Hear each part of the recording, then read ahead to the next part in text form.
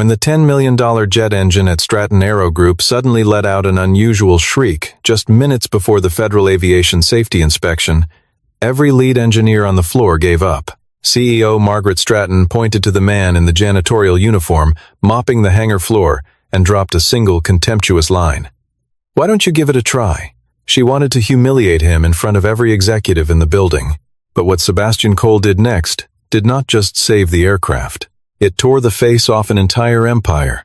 The morning arrived the way Monday mornings always did at Stratton Aero Group's technical headquarters in Houston, loud, with the hum of climate control systems, bright with fluorescent light bouncing off polished floors, and indifferent to the people moving through it.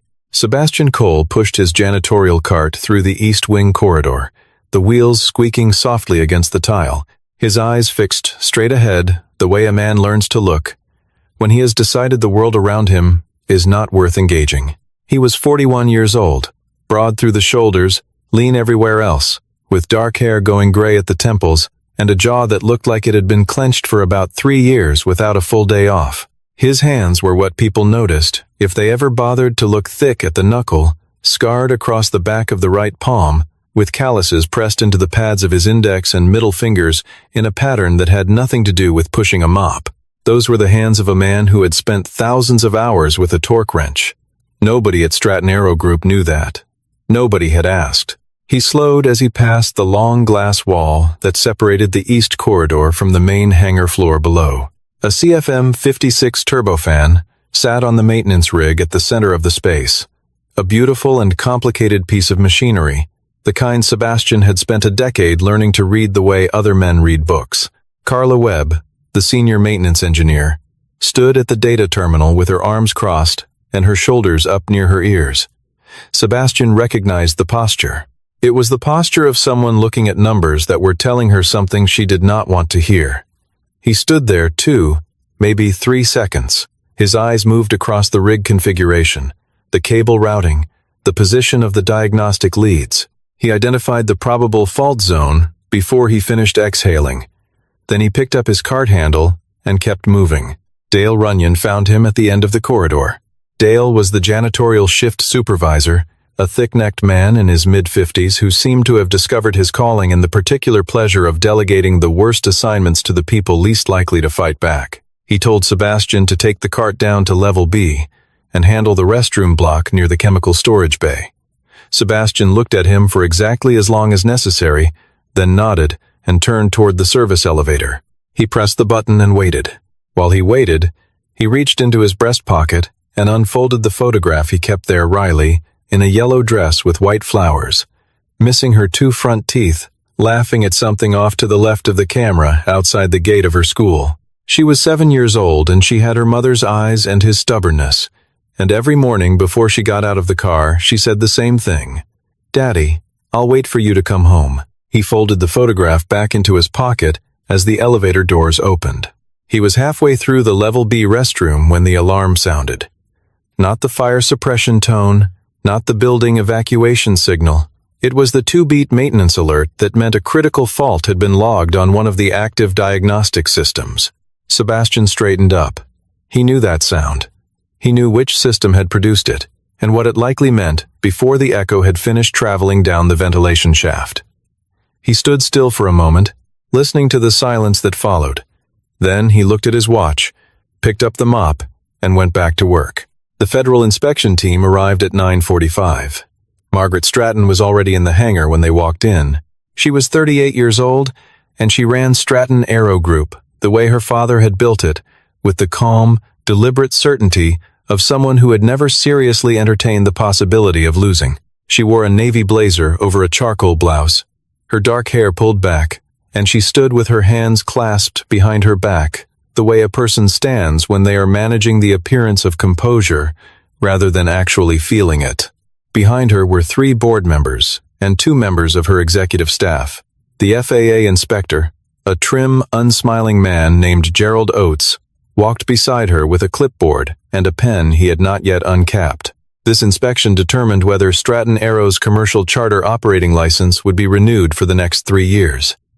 $54 million in contracted summer flight operations hung from it. Margaret had been preparing for this day for 6 weeks. She did not intend to have a problem. Then the engine screamed. It was not a normal operational sound. It was a high, oscillating shriek from the No. 3 power plant on the Gulfstream G700, parked at Bay 7, a $10 million aircraft, the crown of Stratton's charter fleet, and the primary subject of today's airworthiness review. The sound lasted 4 seconds. Then it stopped. The hangar went quiet, the way rooms go quiet, when something has just reminded everyone in them that the machines they work around are capable of catastrophic failure. Carla Webb was already at the terminal. She had been there since 7 in the morning. She and her 3-person technical team had run the diagnostic sequence 3 times. 3 runs had produced 3 different fault signatures. The data was contradictory. The physical inspection matched none of the electronic readings. She turned to face Margaret and said what she had to say the only way a professional says an impossible thing.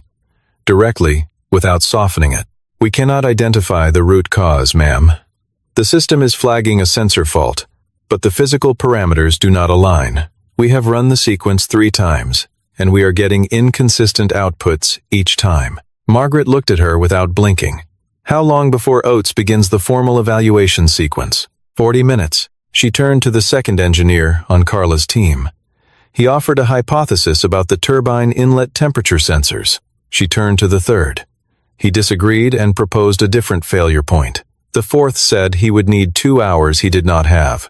Victor Hale materialized at Margaret's left shoulder, the way he always did when there was trouble, quiet, close, already composing his solution. He was Stratton's chief operating officer, lean and silver-haired, with the polished patience of a man who had spent 20 years making himself indispensable.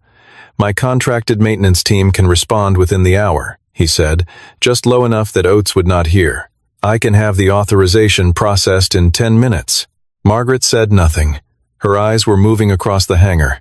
Dale Runyon was standing near Bay 4, and he had just noticed something that made him raise his voice.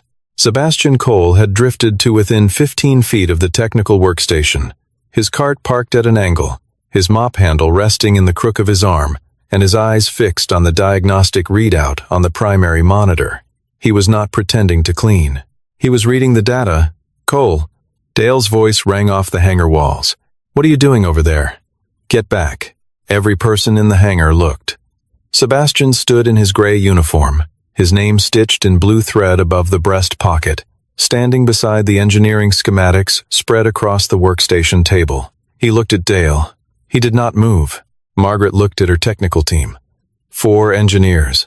None of them able to tell her what was wrong with a $10 million engine 38 minutes before a federal inspection.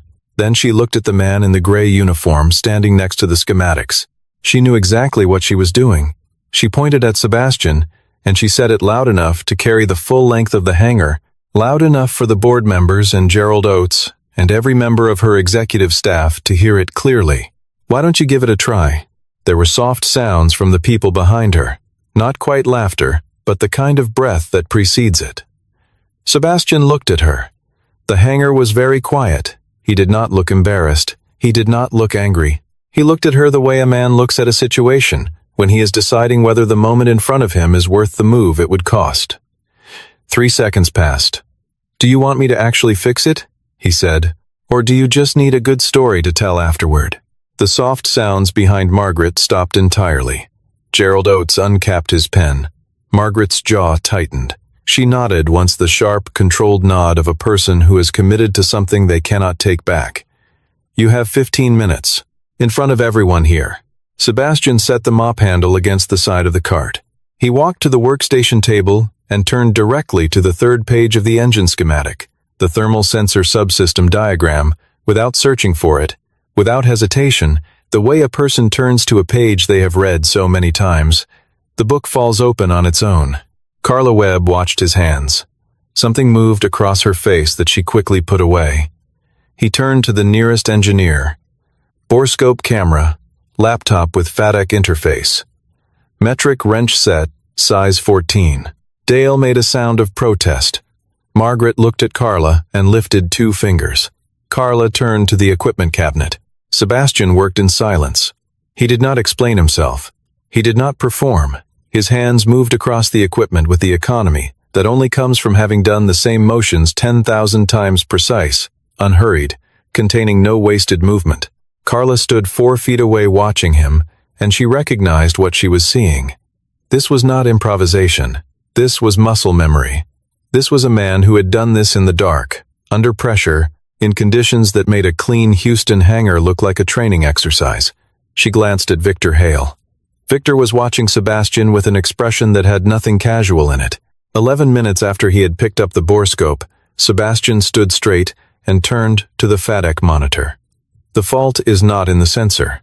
It is in the connector harness. Oxidation at position P17C. The harness was replaced during the last scheduled maintenance cycle with a non-specification component. The part number is 0.3 millimeters outside of the required tolerance on the seating diameter. At ground-level temperature conditions, the connection holds. When engine operating temperature exceeds 400 degrees Celsius, the differential expansion rate causes intermittent contact loss.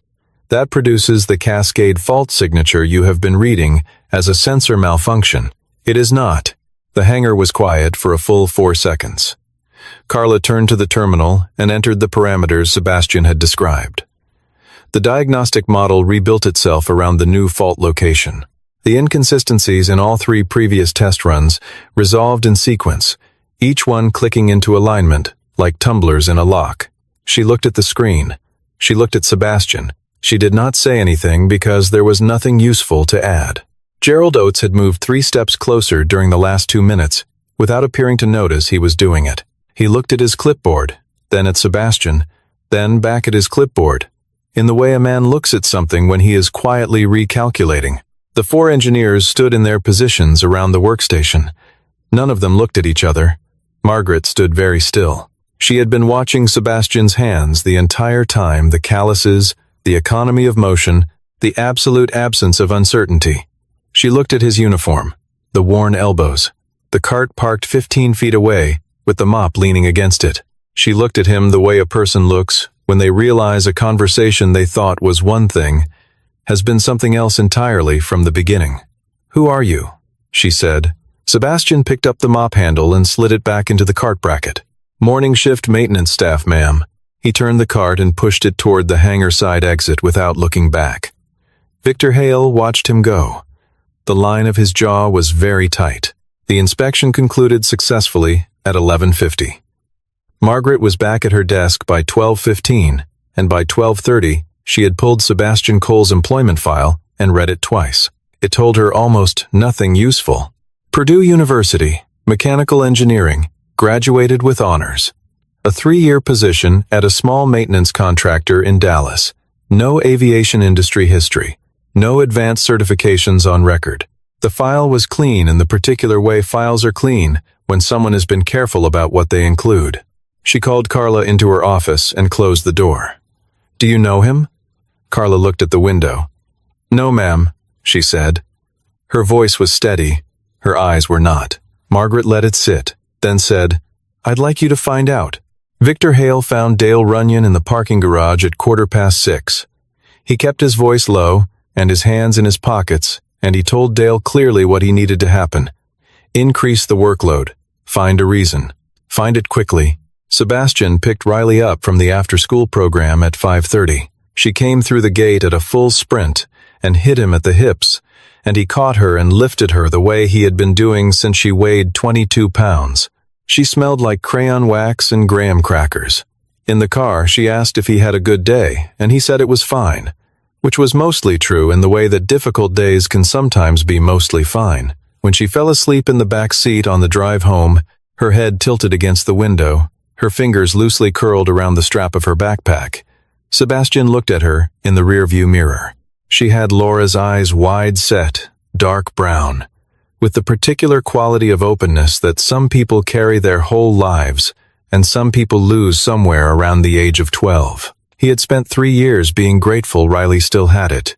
That night, after she was asleep, he sat at the kitchen table with his laptop open.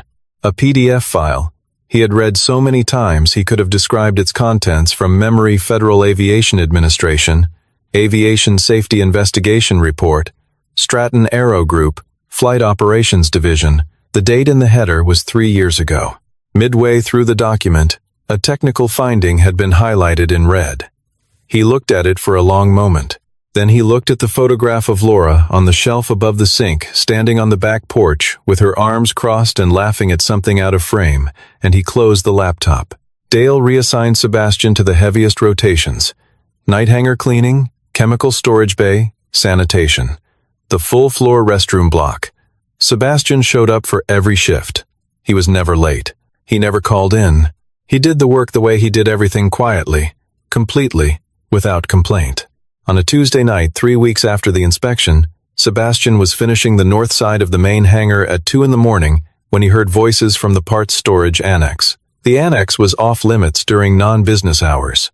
He moved the cart to the adjacent bay and worked in silence. Through the gap in the partition wall, he saw Victor Hale and a man he did not recognize: dark suit, briefcase, the kind of shoes that cost more than Sebastian's monthly rent. They stood close together at the secondary inventory shelving. Victor passed an envelope. The other man put it in the briefcase without opening it. Neither of them looked up. Neither of them knew anyone was there. Sebastian finished his shift, went home, and made a note in the encrypted file he kept on a backup drive. Margaret came to the hangar unannounced on a Thursday night. She found Sebastian working alone in Bay 3, not cleaning, his left palm pressed flat against the engine casing near the compressor housing, his ear 6 inches from the metal, his eyes closed. He looked like a man listening to a heartbeat. She stood in the corridor entrance and watched him for almost a full minute before he opened his eyes and turned. He straightened up without apologizing for being there. She walked toward him. "What do you hear?" Number 2, bearing assembly. "There is an off-frequency resonance in the low-range cycle. Nothing critical right now. In about 3 weeks it will be. Write up a report." "I am not authorized to file technical reports, ma'am. I am maintenance staff." She left without saying anything else. The following morning, Carla received an internal memo with Margaret's signature. "Inspect number 2. Bearing assembly on the new intake airframe priority high." Victor Hale read the same memo during his morning briefing review and set it down on the table slowly, staring at the far wall with the expression of a man who has realized that a variable he dismissed as irrelevant has been doing things he did not plan for. Carla Webb came to Margaret's office on a Friday afternoon and placed a single document on the conference table without sitting down. A journal article, 8 pages, dense with technical notation. The header read Aviation Week and Space Technology. The date was 3 years earlier. The byline was specific. Sebastian A. Cole, Ph.D., Principal Engineer, Engine Risk Analysis Division, GE Aviation. Margaret picked it up. She read the title. She read the first 2 paragraphs. She set it down with both hands flat on either side of it, and she looked at the page for a long time. Then Carla sat down and told it straight. Sebastian Cole had been one of the most capable propulsion risk analysts of his generation. 3 years ago, he had submitted an internal safety report to his division leadership at GE, identifying a critical procedural flaw in the maintenance protocols of a contracted service partner. The partner was Stratton Aero Group. The report was flagged as a potential contractual liability and was blocked before it reached anyone with authority to act on it. 6 weeks after Sebastian submitted the report, a Stratton charter aircraft experienced an uncontrolled power reduction event on approach to Denver and was forced to declare an emergency. There were no fatalities. The aircraft landed safely. The technical root cause matched Sebastian's warning with a precision that could not be coincidental. Sebastian had then done what people in his position almost never do. He filed directly with the FAA. GE Aviation terminated his employment 10 days later, citing a non-disclosure agreement violation. The FAA opened an investigation, ran it for 6 months, and closed it with a procedural correction issued to the service division. No parties were named, no penalties assigned. No one at Stratton was held responsible for anything. In the same window of time, Sebastian's wife, Laura Cole, died of pancreatic cancer. She was 36 years old. She left behind a daughter who had just turned 3. Sebastian lost everything that year in the way that some people do all at once, with no interval of adjustment. The conference room was quiet. "Why is he here?" Margaret said. "I do not know," Carla said, "but I think you should ask him." Margaret turned and looked through the glass partition wall toward the hangar floor below. Sebastian was pushing his cart through the far gate, moving at the unhurried pace of a man committed to the work regardless of what it is. The photograph of Riley was clipped to the upper corner of the cart's side panel, small, slightly faded, visible even from 2 floors up. She found him in the parking lot the next afternoon during his lunch break. He was sitting on a plastic chair, eating from a divided container, reading a paperback technical manual with a cover so worn the title was unreadable. When she sat down across from him without being invited, he looked up without surprise. "I want to know why you are really here," she said. He chewed, swallowed, thought about it. "Cleaning things that got dirty," he said. There were 2 meanings to that, and neither of them pretended otherwise. "You know the report never reached me," she said. Not a defense. A fact being placed on the table. He looked at her directly. "I know that, ma'am. That is why I am here instead of in a courtroom." The parking lot was quiet except for a ground crew somewhere on the tarmac perimeter. She sat with that for a moment. She could not remember the last time someone had spoken to her with that combination of directness and restraint. No performance in it, no strategy, just the exact truth in the fewest possible words. He told her about Riley. Not much enough. He told her that his daughter waited by the window every evening and kept a drawing of an airplane above her bed, and had recently started asking what he did at work. He had been telling her that he cleaned things. That was also true, just not completely. Margaret went back to her office. She pulled the Denver incident file, not the summary, the full archive, and she sat at her desk and she read every page. The maintenance logs, the service authorization records, the part replacement documentation. She read the name of the company that had supplied the non-specification connector harness to Stratton's contracted maintenance team 3 years earlier. She read the authorization chain for that supplier contract, which ran through the chief operating officer's office. She closed the file. She opened a new document on her screen and stared at the blank page for a long time. The accusation arrived on a Wednesday. Sebastian was called into the Human Resources suite at 9 in the morning. The HR director sat behind her desk with a printed incident report. Dale Runyon stood to the right of the door, his arms folded, his posture containing a satisfaction he could not quite keep off his face. The report stated that a high-value components package certified aircraft-grade fasteners worth approximately $12,000 had gone missing from restricted parts inventory. Internal camera footage, the report indicated, showed Sebastian accessing the storage corridor during the relevant window. Sebastian sat down. He looked at the report. He looked at Dale. He did not raise his voice. "Does the camera at Storage Bay B feed to a secondary backup server?" he asked. The HR director's eyes moved to Dale. Dale's folded arms tightened. The conference room door opened. Margaret Stratton came in, followed by the head of IT security, a young woman named Priya, who was already carrying a laptop and moving the way people move when they have been asked to go quickly on something they find professionally interesting. "Pull every log from the secondary backup server for Storage Bay B," Margaret said. 72 hours. Right now. It took 11 minutes. The primary camera footage had been altered, the timestamp manipulation was not sophisticated, just sufficient for someone who did not know about the secondary server. The backup ran on an independent encrypted cycle and had not been included in the alteration. The footage from the relevant window showed Sebastian Cole was not in the storage corridor. It showed Dale Runyon entering the bay at 11:47 in the evening. 40 seconds later, a second person entered, a man in a dark suit. The camera captured his face clearly. Victor Hale. Dale was escorted from the building within the hour.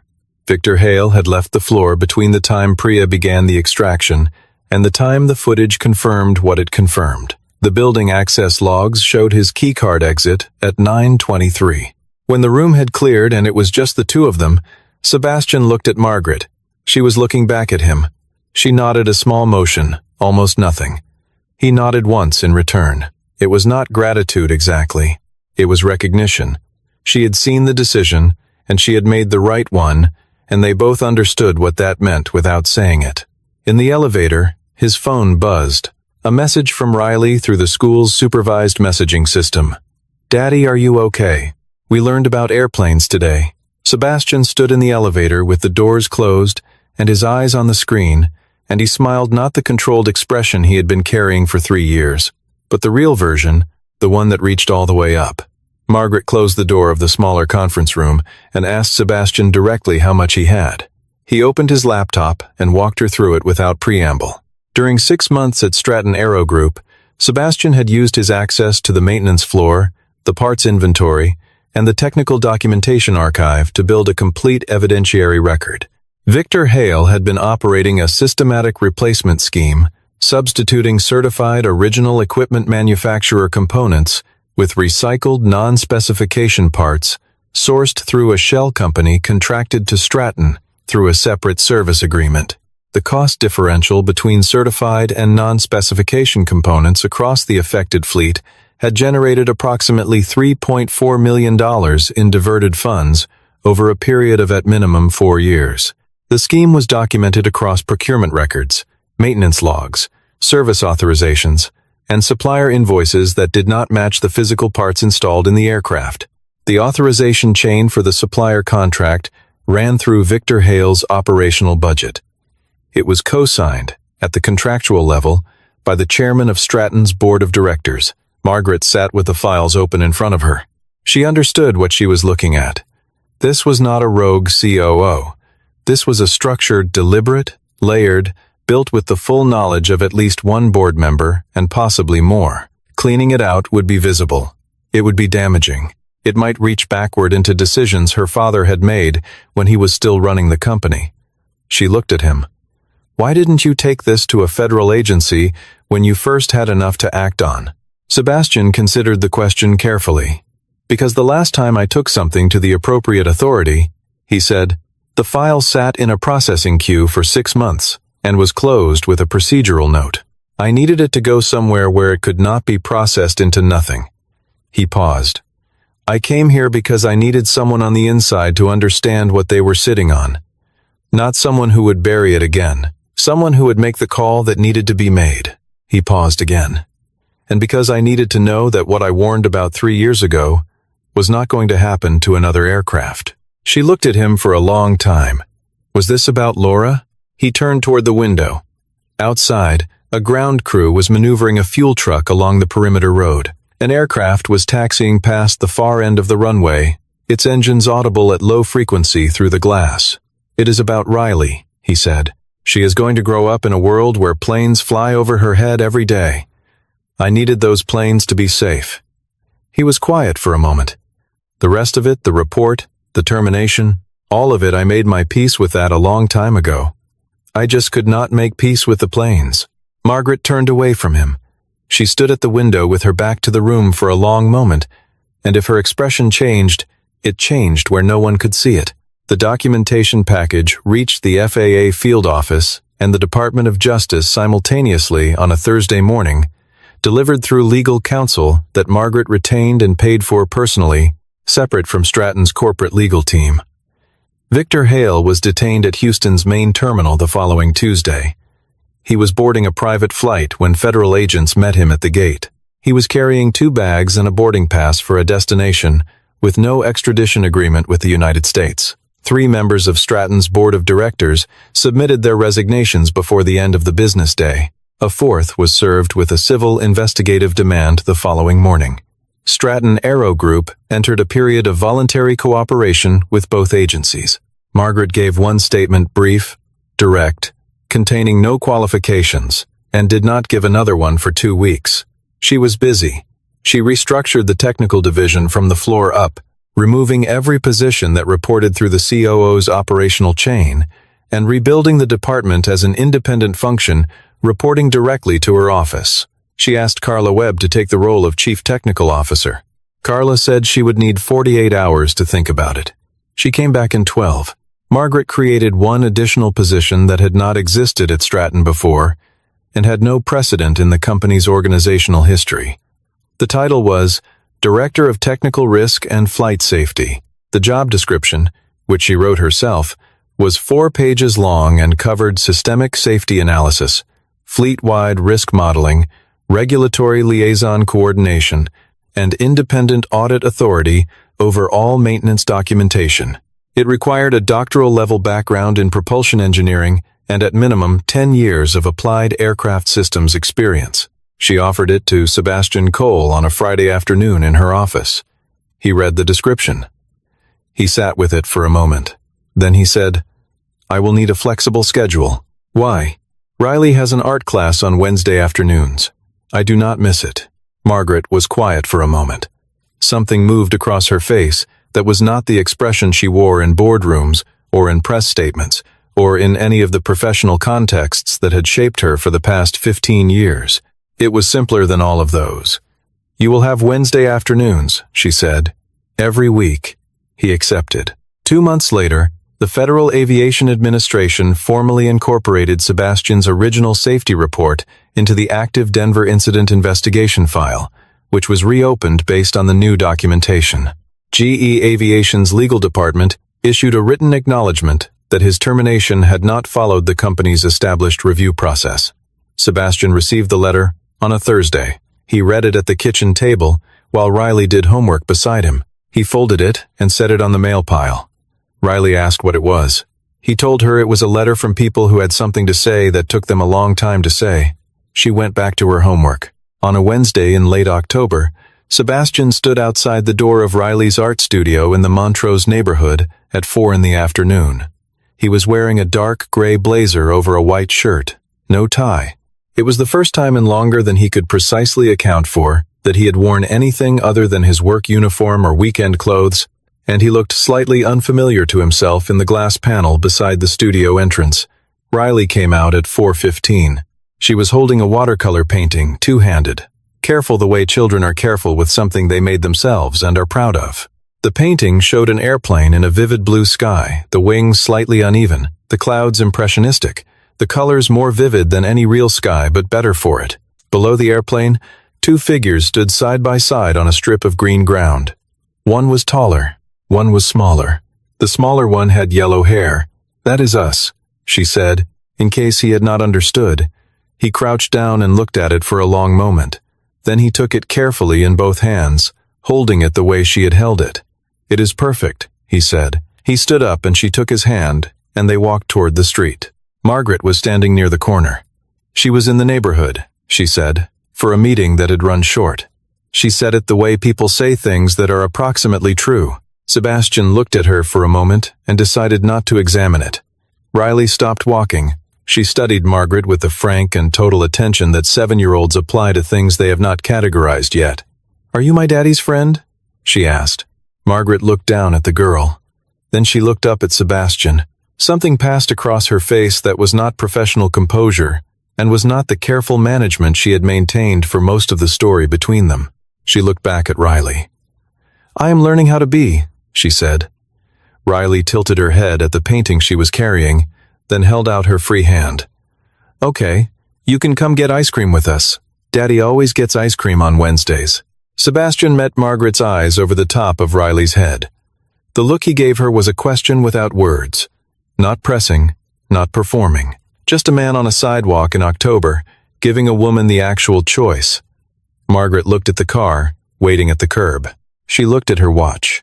She looked at the small hand extended toward her, and the absolute uncomplicated expectation behind it, the trust of a child who has not yet learned that the world has reasons to be guarded. She slipped her blazer off her arm and folded it over her forearm.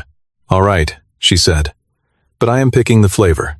They walked together, the man who had been left behind by a world that had not deserved him, the little girl carrying a painting of the sky, and the woman who was learning, carefully and with some difficulty, how to trust something that did not come with a balance sheet attached. On the wall of Margaret Stratton's office, from the following morning onward, there was something that had not been there before, a watercolor painting, small, in a simple dark frame, hung level and centered between her engineering degree and the Aviation Authority certification. An airplane in a vivid blue sky, 2 figures on a strip of green ground below it, one taller, one smaller, both of them, unmistakably, exactly where they were supposed to be.